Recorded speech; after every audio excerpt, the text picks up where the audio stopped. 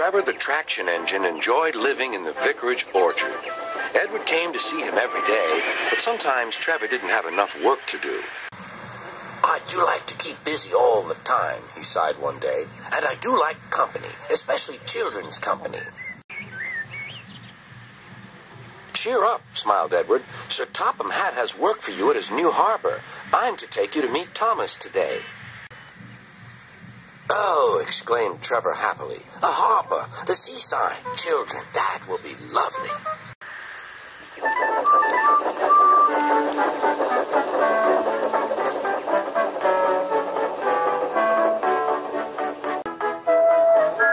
Thomas was on his way to the harbor with a trainload of metal pilings. They were needed to make the harbor wall firm and safe.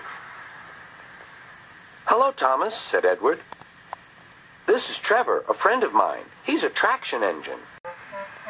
Thomas eyed the newcomer doubtfully. "A what engine?"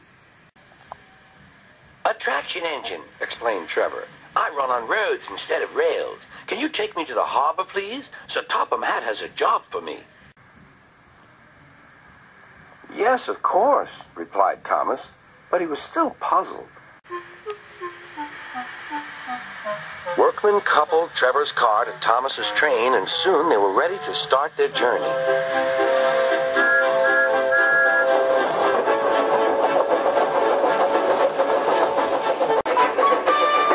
I'm glad Sir Topham Hatt needs me, called Trevor.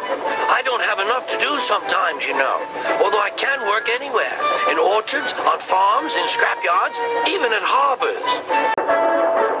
"But you don't run on rails," puffed Thomas. I'm a traction engine. I don't need rails to be useful, replied Trevor. You wait and see.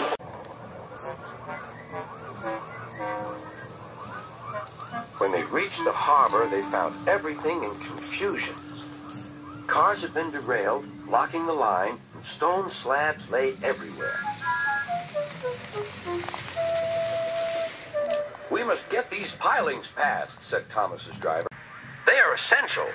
Trevor, we need you to drag them around this mess." Just the sort of job I like, replied Trevor. Now you'll see, Thomas. I'll soon show you what traction engines can do.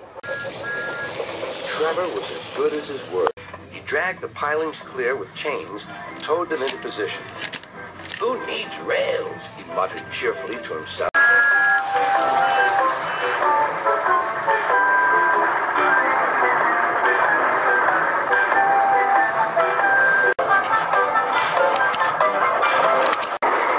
Later, Thomas brought Annie and Clarabelle to visit him.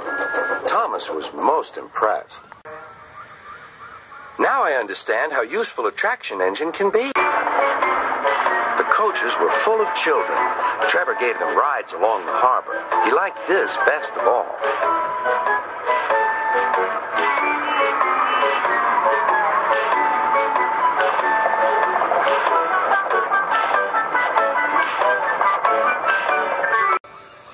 He's very kind, said Anne. He reminds me of Thomas, added Clara.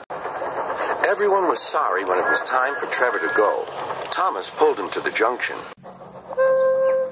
A small tear came into Trevor's eye. Thomas pretended not to see.